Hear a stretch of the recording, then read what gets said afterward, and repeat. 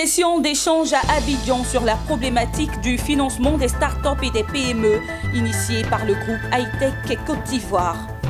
Une nouvelle compagnie aérienne ghanéenne s'installe à Abidjan. Le premier vol inaugural est prévu pour le vendredi 14 février prochain.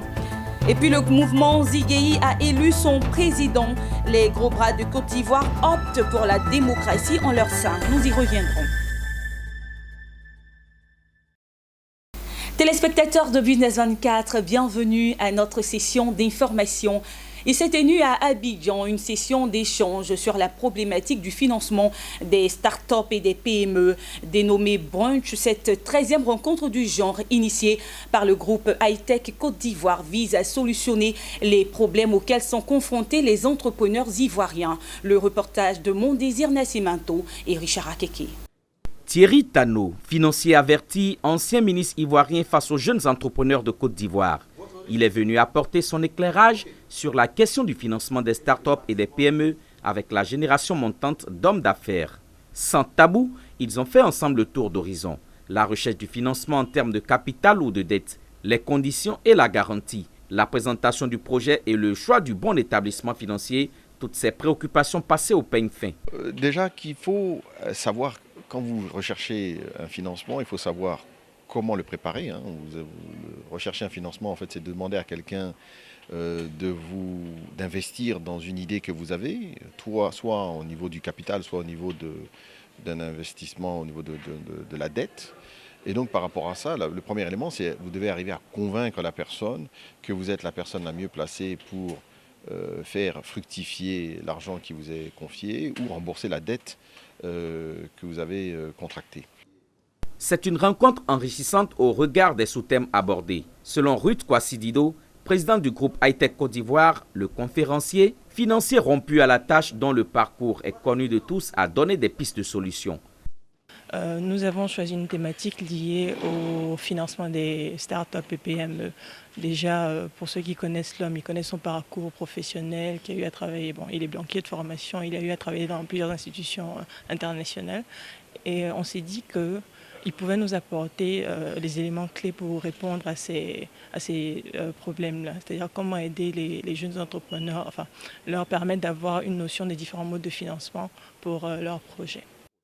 Le groupe Hightech Côte d'Ivoire est une association de jeunes professionnels et d'experts. Cette association s'est donnée comme mission de promouvoir la culture entrepreneuriale et le leadership. Un mot de recherche sur la valorisation agricole dans cette édition. Depuis une dizaine d'années, l'ANADER, l'Agence nationale d'appui au développement rural, travaille à la valorisation des sous-produits agricoles. Objectif, favoriser la mise en œuvre des produits contribuant à la réduction des gaz à effet de serre. Dans ce contexte, cette agence a mandaté un cabinet international afin d'effectuer une étude de production de biocarburants à partir des sous-produits agricoles. Les résultats de cette étude ont été présentés ce lundi à Abidjan. Peut-on produire du biocarburant à partir de sous-produits agricoles en Côte d'Ivoire? Une étude de faisabilité technico-économique s'est penchée sur la question, conduite par le cabinet international WSP. Et cette recherche a ciblé les sous-produits agricoles comme l'EVA, le cacao, la banane, le manioc et la fiente de volaille, avant de parvenir à la conclusion que deux types de carburants peuvent être produits à partir de ces sous-produits agricoles, le biodiesel et le biométhane. Naturellement, il faut dire que le projet biodiesel serait vraiment le premier de ce type dans le monde. Il n'y a personne d'autre, aucun pays qui a jusqu'ici essayé d'en faire un projet commercial. Mais oui, le rendement a été trouvé suffisant pour investir dans cette technologie ici. Et l'autre, la biométhanisation, aussi est tout à fait faisable techniquement et aussi d'un point de vue d'utilisation des sous-produits. Il y en a beaucoup de sous-produits ici dans le pays qui peuvent s'utiliser à ces buts-là. Et donc là, notre analyse a montré la faisabilité en général. Ce projet a été commandé par l'ANADER, l'Agence nationale d'appui au développement rural, en vue de contribuer à la transformation locale des produits agricoles et améliorer les revenus des producteurs. Le biogaz et le biofuel, c'est pour alimenter les véhicules, c'est pour alimenter les chaudières et autres. Ce qui intéresse nos parents, c'est qu'est-ce qu'ils vont tirer des sous-produits qu'on va prendre, on va leur acheter. Puisqu'on va acheter les sous-produits avec eux. Ils auront vendu leurs produits et ils pourront aussi tirer une ressource des sous-produits qu'ils ont dans leur plantation. Donc ça fait 2 sources de revenus pour nos parents, c'est ça qui est le plus important. L'étude a été financée par Swedfund, une structure suédoise à hauteur de 400 millions de francs CFA, signe de la bonne coopération entre Abidjan et Stockholm. Alors, la raison pour laquelle la Suède, par Swedfund, a financé l'étude, c'est premièrement parce que nous souhaitons partager avec la Côte d'Ivoire notre expérience en matière de développement des biocarburants pour le transport urbain. Deuxièmement, nous voudrions susciter l'intérêt des institutions et des entreprises suédoises de ce secteur pour investir et apporter un transfert de compétences aux acteurs locaux. Le projet de production de biocarburants à partir de sous-produits agricoles en Côte d'Ivoire s'est déroulé sur une période de 8 mois, de juin 2019 à février 2020. La première usine de production du biodiesel devrait voir le jour en 2021. C'est un reportage signé Hervé Blayon et Tima Traoré. Il s'est ouvert à Abidjan ce lundi un séminaire de formation et de renforcement de capacités au profit des agents de l'Office ivoirien des parcs et réserves de Côte d'Ivoire, OIPR. Ce séminaire, 6 jours durant, va aborder les normes ouvertes de gestion des projets et des programmes de conservation des aires protégées. Des précisions avec Mondésir Nascimento et Ezekiel Seri. C'est une formation dédiée aux agents de l'OIPR, Office ivoirien des parcs et réserves. Initiée par la Fondation des parcs et réserves de Côte d'Ivoire, elle vise l'intégration des engagements financiers, environnementaux, ceux de l'État et des autres parties prenantes dans le dispositif de gestion des aires protégées. Cette formation est aussi, selon les responsables de la Fondation des parcs et réserves de Côte d'Ivoire, une réponse aux besoins d'évaluation de l'efficacité de gestion des aires protégées. La gestion des parcs nationaux est très complexe. Donc les enjeux se sont donc accrus. Et il ne s'agit plus maintenant de conserver pour conserver, mais il faut intégrer évidemment donc, les engagements internationaux de l'État en matière donc, de protection de la nature. Donc il n'y a pas que la protection du capital biologique, mais il y a également l'intégration du caractère donc, social, l'intégration sociale, le développement donc, des territoires, etc. Donc on voit que le champ d'action de la conservation des parcs s'est élargi. Il faut dire qu'il y a plusieurs logiciels de gestion. Vous savez, il y a le MH Project qui est relativement plus ancien avec le nouvel outil qu'on appelle le Miradi. Ça nous permettra de capitaliser tout ce qu'on fait par ailleurs. Et ça a été signalé. Avant, notre intérêt était plus capitalisé, était centré sur les ressources naturelles. Or, vous savez, les ressources naturelles, on ne peut pas les gérer sans tenir compte des populations qui vivent à la périphérie. Donc il y a les aspects sociaux qui vont être intégrés dans ce logiciel qui nous permettra d'améliorer notre système de gestion. La formation sur les normes ouvertes de gestion des projets et programmes de conservatoire des aires protégées va durer 6 jours. Elle permettra de renforcer les capacités des agents de l'OIPR à travers la maîtrise d'un nouvel outil de gestion appelé Miradi. C'est une première en Côte d'Ivoire. La compagnie aérienne ghanéenne Africa World Airlines s'installe dans la capitale économique. Objectif, faciliter les voyages entre Abidjan et Accra et renforcer la coopération entre la Côte d'Ivoire et le Ghana. Le premier vol inaugural est prévu pour le vendredi 14 février 2020. Le reportage de Zeynab Dosso et Ismaël Doza. Officiellement installée en Côte d'Ivoire, la compagnie aérienne ghanéenne Africa World Airlines va concrétiser sa présence dans le ciel ivoirien avec son premier vol inaugural prévu pour le vendredi 14 février prochain. Avec une flotte composée de 8 avions embrayés 145 de 50 sièges chacun, cette compagnie dessert sa 10e destination après Koumassi, Accra, Monrovia. Ce sera une opportunité pour la Côte d'Ivoire et le Ghana de renforcer davantage leurs liens de coopération. C'est surtout pour renforcer les liens entre la Côte d'Ivoire et le Ghana et que les passagers puissent transiter à partir du Ghana et aller en Afrique de l'Ouest dans les pays comme Lagos, Abuja, Freetown et Monrovia. L'avantage, c'est la ponctualité, le safety et les billets qui sont moins chers. La présence d'Awa en Côte d'Ivoire, ça va changer beaucoup de choses parce que si vous voyez une compagnie qui est très moins chère et puis une compagnie qui est très fidèle depuis 10 ans et puis depuis 7 ans, ils sont très bien établis et puis ils sont profitables. Créée en 2012, la compagnie aérienne Africa World Airlines assure la correspondance sur des vols internationaux en partenariat avec plusieurs autres compagnies dont Qatar Airways, Ethiopian Airlines, Bruxelles Airlines. Elle envisage 6 vols par semaine, soit 2 vols par jour. Notons que la compagnie Africa World Airlines détient plus de 58% des parts de marché sur les destinations locales et ouest-africaines. Les femmes africaines sont connues pour être maternelles, séduisantes et battantes. Pour valoriser tous ces atouts féminins, le Salon Feminity a mobilisé à Abidjan des panélistes venus faire redécouvrir la femme dans toute sa beauté. Un salon qui s'est également voulu une plateforme de révélation de la puissance de la séduction de la femme à travers l'attitude et la lingerie. 2 femmes justement pour en parler, Zeynab Dosso et Tima Traoré. La femme dans toute sa dimension, la mère, l'épouse, l'entreprenante et la sensuelle. Voici ce qui a été donné de voir au Salon Feminity, salon dédié à la femme. Toute la séduction et la sensualité de la femme ont été mises en exergue à travers notamment des lingeries. Les sous-vêtements, plus particulièrement le soutien-gorge, la culotte et autres accessoires intimes ont été mis en valeur au cours de ce salon. Le thème déjà m'a parlé, la féminité, tout ce qui touche à la féminité, à la lingerie, la séduction. L'activité se situe bien dans ce cadre-là. L'affaire de la femme n'est pas uniquement la lingerie, mais aussi la femme entreprenante, battante et dynamique. Sur ce sujet, ont également meublé ce salon Feminity des conférences et ateliers relatifs à l'entrepreneuriat féminin et à l'autonomisation de la femme. Pour la circonstance, ils étaient 15 sachant à orienter les femmes.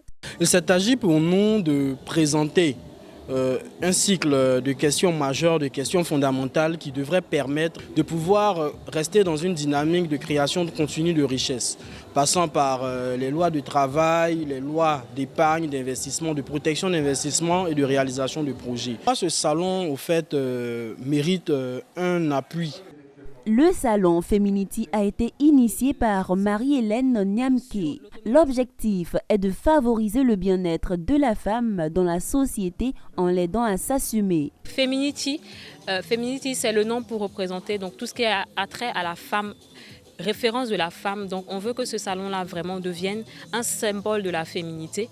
Et Feminity, c'est un état d'esprit. Donc c'est pas seulement un salon où on a des stands de beauté, où on a des stands de maquillage, où on a des stands de cosmétiques. C'est tout un univers Feminity. C'est l'univers qui va lui apporter un développement intellectuel et un développement aussi personnel au travers de nos ateliers, au travers de nos conférences avec des experts dans différents domaines.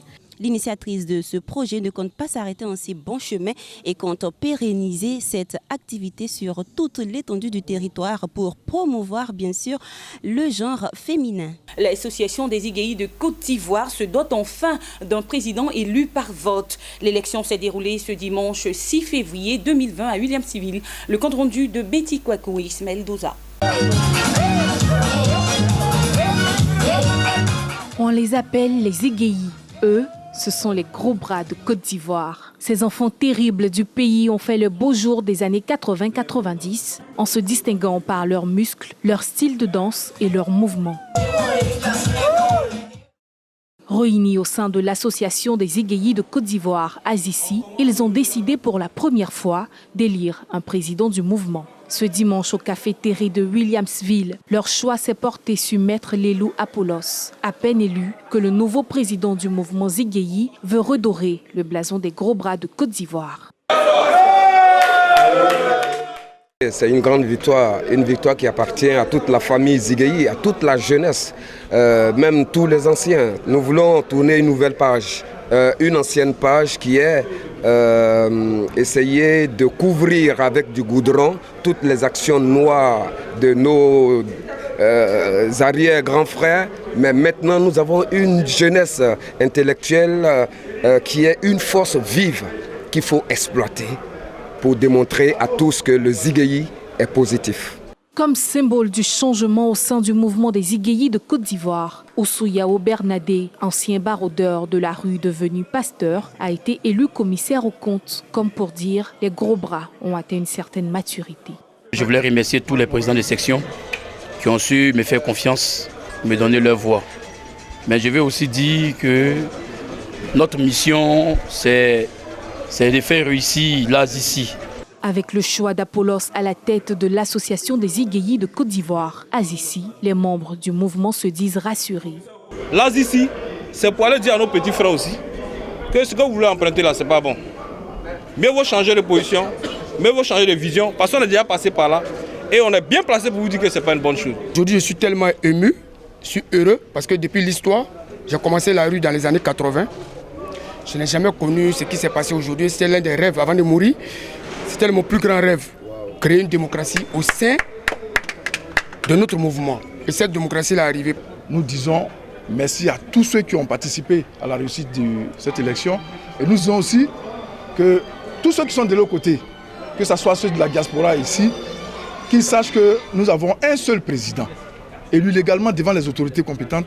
Nous avons un seul président qui est Maître Apollos. C'est donc une nouvelle page qui s'ouvre pour l'association des Iguéis de Côte d'Ivoire, Azici. L'organisation de ce mouvement et son changement de cap du loupard aux citoyens honnêtes avait toujours été le rêve des pères fondateurs Bobby Solo, Cornelius et l'emblématique John Pololo. Le personnel du FDFP, Fonds de développement pour la formation professionnelle, a présenté ses vœux du nouvel an à son ministère de tutelle. Occasion pour eux de dresser le bilan de l'année 2019 et les perspectives de l'année en cours. Le fait marquant de l'événement a été la remise de distinctions aux agents retraités pour leur année de dur labeur au sein de l'organisation. Walter Kofi Doubiayouba dans un récit de Daniel Kodjo. Les agents retraités du FDFP ont été distingués à l'occasion de la traditionnelle cérémonie de vœux de Nouvel An. Cette distinction matérialise les efforts consentis pour améliorer la qualité de la formation professionnelle en Côte d'Ivoire. C'était une joie de voir nos collègues après tant d'années aller à la retraite. C'était une joie pour nous. On les a célébrés, on a vu nos responsables aussi qui ont été fiers de nous, nous ont félicités. Vraiment, je suis très contente. Ils nous ont motivés. Et ils continuent de nous motiver. La cérémonie a été l'occasion de dresser le bilan des actions menées au cours de l'année 2019, notamment une communication accrue pour une meilleure visibilité du FDFP, une nouvelle organisation en vue de redynamiser les équipes et une amélioration de la collaboration avec l'ensemble des partenaires. Toutefois, plusieurs actions restent encore à faire pour relever les défis de l'année 2020. Les perspectives du FDFP pour l'année 2020 concernent principalement la qualité. Nous voulons orienter nos services dans une logique de renforcement de la qualité et de disponibilité sur l'ensemble du territoire. Ensuite, il s'agit de digitaliser les services parce que la digitalisation permet à l'ensemble de nos clients et partenaires de bénéficier de nos services. Et tout ça, ça procède de la qualité.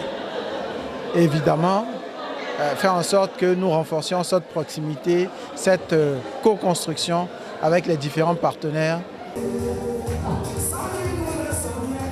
Le Fonds de développement de la formation professionnelle est une structure étatique financière orientée vers la conception et la gestion de la formation professionnelle continue et l'apprentissage en Côte d'Ivoire. La cérémonie de présentation de vœux qui a rassemblé ces acteurs s'est achevée par une note musicale couronnée par des pas de danse exécutés par les agents. Et c'est sur ce que se referme ce journal. Merci de l'avoir suivi. Je vous retrouve très bientôt avec le même plaisir et sur le même canal. Au revoir.